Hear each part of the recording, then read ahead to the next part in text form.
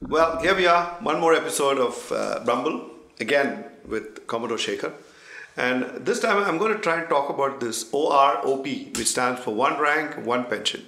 Let's just see if we can demystify this. So as I said, welcome to the show first of all.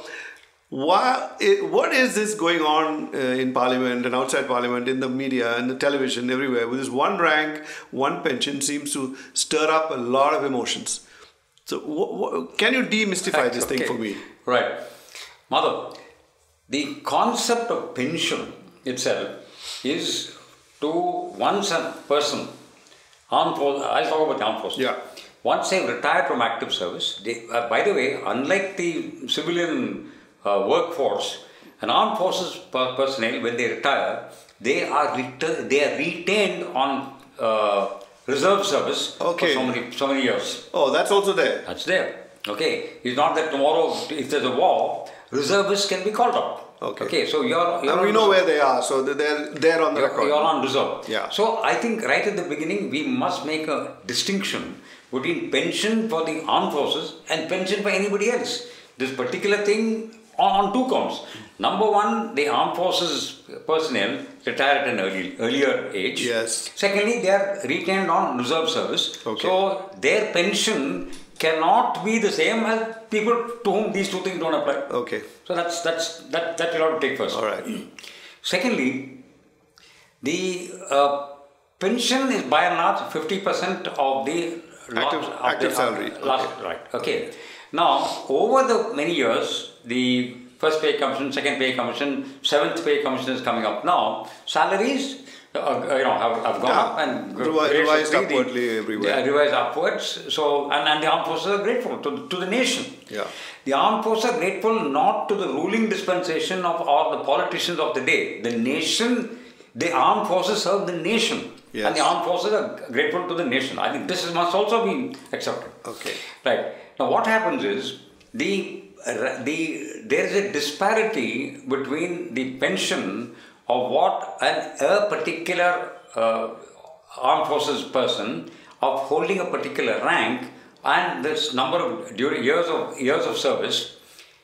Retired, let us say me, I retired as a Commodore, rank of Commodore was equivalent to a brigadier, 30 years ago, let's say. No, 29 years of service. Okay, after 29 years. I put in 29 years of service and had the rank of a Commodore and I retired. I retired so many years ago.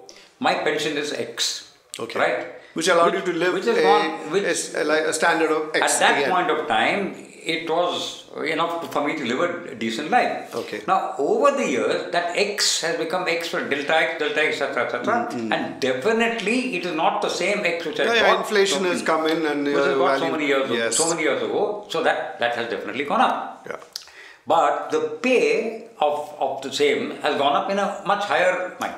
So, the pension of a Commodore with 29 years of service who retires today is different from my pension. Okay. So, this concept of one rank, one pension is that irrespective of which year an armed forces personnel retires, the pension must be equivalent to the rank held at that particular point of time and the number of years that is done. Simple mathematical formula. There is nothing complicated in this at all. This is all there is to it. All right. Now, what is the objection from the government? Is it just that too many numbers, too many people, usual silly excuses like, there's a lot of work? No. Or is it that they don't have the money?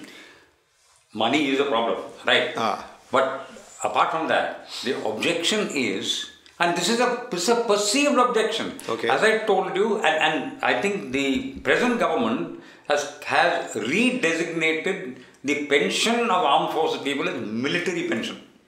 Okay. Nobody else gets military pension. Yeah. So if which is not, it's a new thing. Okay. Now, if the military pensioners get one rank, one pension, how can a non-military chap say that I also want the same thing? So the bogey which is being raised in... Oh, is that what they're saying? The bogey being raised in the implementing of the OROP. Then everybody else will start up. Everybody will start the power. But it says very clearly military pension. Now, they've said military. Up till now they didn't say military pension. Okay, so that's... But the point is, 20 years plus, different governments at the center of different political leanings have on the floor of Parliament accepted that OROP must be granted. 20 years have passed, nothing has happened. Yeah. So who then is government? Is the government the political leadership? The Prime Minister of the day. Or is it the bureaucracy? Okay. Who is it? So somebody there is not permitting this to happen. Somebody pushing it into the back. So when the public statements are all, Prime Minister says in Mann Ki Baat a couple of days ago that no, my government is committed to one rank, one pension, but then it's a complicated thing and we need to have some more time to have clarity on the calculations, etc., etc. But what time? 1 year has passed since the government. And now we've got 5 high-speed computers which will do it in 2 seconds. So many other schemes have been implemented. The government, the Prime Minister snaps his finger, next day it's implemented. Jan Dhan Yojana, this, that, Namami Gange, all that can be done. Oh, yes. But one rank, one pension? No, sorry, it's very complicated. No, I don't understand the logic. It may be that they don't want to say the truth, which is they feel you guys are getting paid well enough in the pension, and they say, oh, yeah, kya bar mang raha hai, upping the demands. Maybe that's what they feel. Maybe they're not saying it openly. No, I agree with you. This is the mentality of the guys who are supposed to take. The armed forces are not taking the decision. Yes. If somebody, Madhav, I must tell you one thing. It is in written record that an illustrious Prime Minister of our country said that India does not need armed forces. Okay. We are a peace-loving country. We don't need armed forces. Do away with the armed forces. Kya ye bar mangta hai? We are not mangoing this. If the Prime Minister of a country can go abroad and say, India has come of age, we will no longer beg for our United Nations seat, it should come to us by right. The armed forces are not begging for ROP. This is our right which we are asking. Okay. Like, there is a logic in OROP. That logic, you may say it is flawed. But on the floor of the parliament... Yeah, once it is accepted politically, then you ought to implement it. It's been accepted. Yes. So why is this particular... Is there any other way you see where we can get over this logjam? There's no other way. There's nothing. 8,000 crores is what? 8,000 crores is the incremental expense. So pension you're paying pension in any case paying. Now it is estimated that 8,000 crores will be the outflow if OROP is implemented. Right. Now, as you very rightly say, another argument which is coming in is it's too complicated, Jaman and this and that and computers, we have supercomputers and India is the mother of all computer nations. Programming. What's the big deal? True. So, mind you, I personally have another take. Pension is something which a person after having retired, he is taking that pension. Yeah. It's like old age pension, all these things. A pension is for a guy who can't really do much with his life anymore. That is what pension is. Yes. Now, if you take away that and if you deny a promise, don't make a promise. But once you make that promise to take away... Alright, there must be some other methods by which we can get over this particularly. Try and talk to Commodore and see how else can we justify OROP to the people and the ones who continue. Not justify. I mean, to the people who are not giving it to them.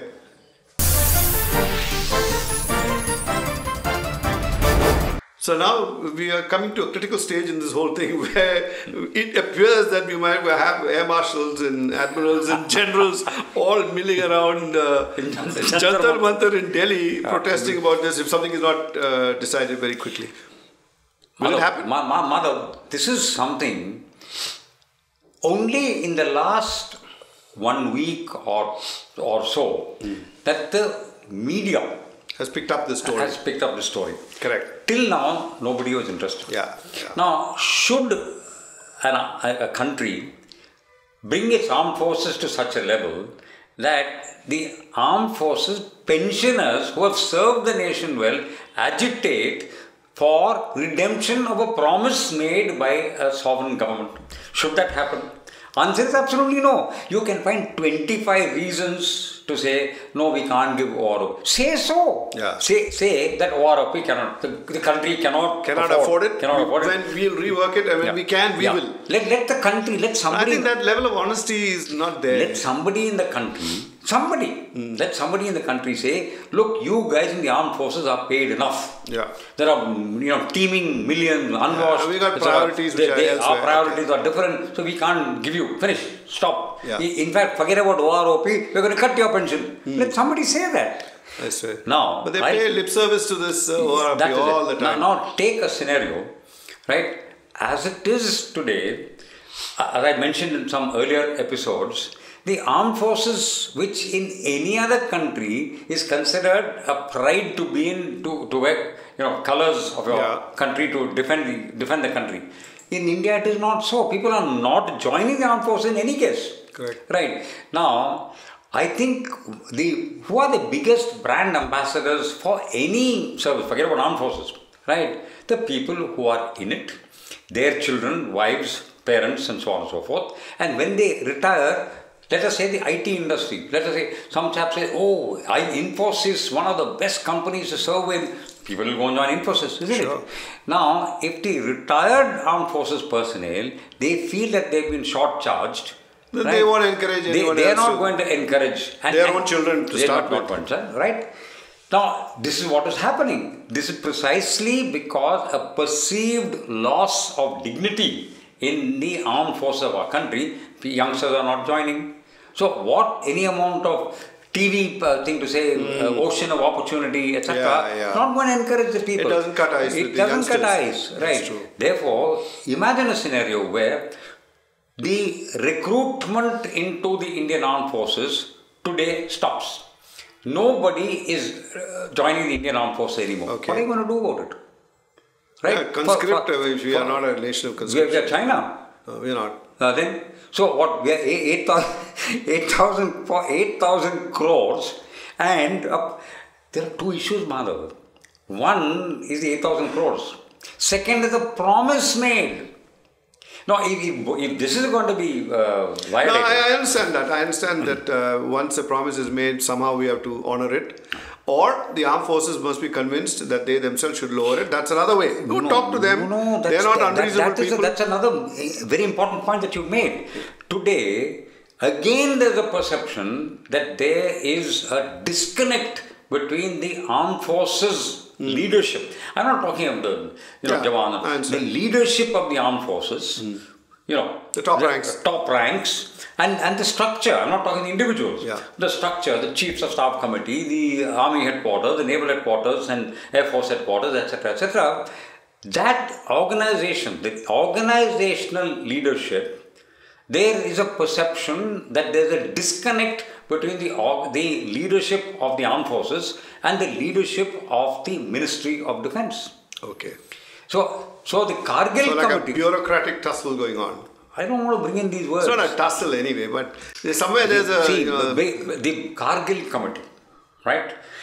After the Kargil fiasco, the Subramaniam committee recommended that there must be one single point advice to the government of India. Yes, you need a... Chief of Defence Staff. Yes. We don't have a Chief of Defence Staff. Okay. Funnily, even today, armed forces officers, mind you, we are the only people who hold the President's commission. We get a commission, that means the commission signed by the President of India. Correct. Not Gazette notified or not Geo notified. Yeah, everybody, all government servant, they get Geo, government order. Armed forces have President's commission. Yes. Is there something different or not? Correct. Right. If that is so, if that category cannot be taken into confidence in the higher leadership or the higher management, strategic management. Is it a simple case of not having money, or is it somewhere some perception that hey, bahut ho gaya? You're talking two different things. I am gone beyond OROP now. I am saying that OROP, if OROP is not granted, I am not going to say that the heavens will fall down. But the state of recruitment into the armed forces, the perception of self-dignity of the armed forces which reflects on what the rest of the country that is steadily deteriorating and deteriorating. This is not good for the country. So, as you mentioned, generals, imagine some mega rally is being planned by the ex-servicemen, right, in Delhi.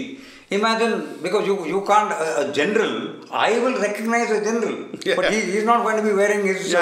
generals look like generals. No. So we'll find out. If there's any other alternative to all this, is there some point where we can... Can I just finish this point? Yeah, oh no, we'll come back. Right now, we just take a break. So, I know the Army is, and the Air Force, all of them are in a sticky situation because nobody knows what to do with all these hordes of people retiring. But unlike a private company, as we said, where we can ask the workers, hey, chutti mat lo, work extra day on Saturday, Sunday, kuch aake kuch aur karo, do double the work. We can't ask the armed forces to do any of these things. Like you said, go capture Pakistan or shoot all the Pakis overnight. We can't do any of those things. So, is there anything that we can do with these humongous numbers of trained people? I'm talking about trained people who are coming out of the armed forces. Can we use them? Yes, I have, I've thought over this. Okay. And our Prime Minister has given you 3 platforms where this can be used. Okay. Number 1 is the Make in India platform. Yes. Number 2 is the... defense production. That is, reduce the imports. So dependence on increase self-reliance in defense. Yes. Right. Second platform. And third, he's got the skill development ministry set up. Okay. Now, if you put these 3 things together, I'll give you a simple one. Whatever I'm saying is the public domain. 60,000 crores have been allocated for building P75, Project 75 India, P75I project, which is 6 submarines which are to be indigenously made, designed, developed, manufactured. 6. In Indian yards. In Indian yards. Now, they've appointed a committee headed by a Vice Admiral. Okay. Right? A Vice Admiral? Vice Admiral, serving Vice Admiral. Or he'll be taken off and put in charge of this? His job is, he's actually... Okay, that's what he's doing now. Part of his job. Okay. He headed a committee where they've shortlisted 4 yards. Again, the numbers are not important. Okay, doesn't matter. I am told, public domain says, that 2 private sector shipyards and 2 public sector shipyards have been shortlisted to be given this 60,000 crore order. The government has also in principle decided that we do not have the capability to do this, so we must tie up with a foreign yard. So about 4 or 5 foreign yards, projects, etc., countries, it's all there, everybody knows. Okay, it's all going to come here. So, shipyard X from India is expected to tie up with shipyard Y in country Z and collaboratively make in India, increase self-reliance, skill development for the submarine project, 60,000 crores. Now, where are these people? Where are the people who are going to build? And every day we are letting go naval staff who are trained for all this stuff. I was part of this program, that is the submarine acquisition program in 1986, where same situation was there. The yard identified and the project abroad identified and transfer technology came. Okay. We built 2 submarines in India. Yeah. After that, everybody disappeared. So we dissipated the skills. I am saying, you put up a proposition. Why can't? There's so much of talent, disciplined talent, skilled talent. Yes. They cannot be retained in the army because age does not permit. Yes. And you can't make them work extra in a farm or some rubbish like that, waste their skills. Why can't this talent be utilized in this program? Correct.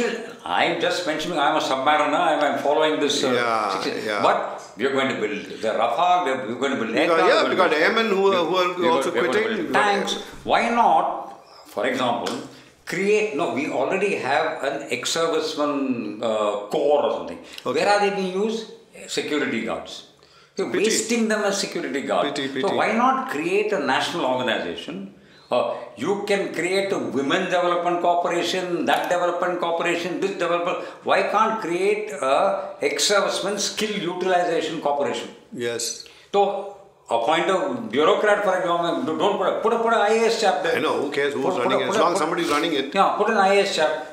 The ex-serviceman skill utilization corporation, and then plan to utilize these chaps, pay them. After all, 60,000 crores available, no? Yes. You're going to pay somebody, pay these chaps. Where's the problem? And they will actually deliver wealth to our country, in not only in terms of replacing what otherwise others will have to make for us, but develop stuff in India. And then export. They will be the... You go to Chennai port, it's chock-a-block filled with the cars made by Hyundai. They're exporting to, Timbuktu. Correct. Right. Correct. So why can't we build ships or aircraft? Build boats, build yachts, build barges, build tugs. Yeah. We're talking about a waterway system that runs from Andhra all the way down to Pondicherry. Yeah. We should be running things down that. Madhav, you must come for the blue economy. I will. Flat bottom boats. I mean, I'd love to see stuff going up and down. Tourism, God knows what, and all skilled people. Absolutely. So I think let's go and hammer some sense into people who are in positions of power, and hopefully get them to say, use our own people, our own sailors. Absolutely. Right. So lovely having you again as usual. Madhav, I'm just waiting for the next episode. We'll do that. Thank you. Thank you.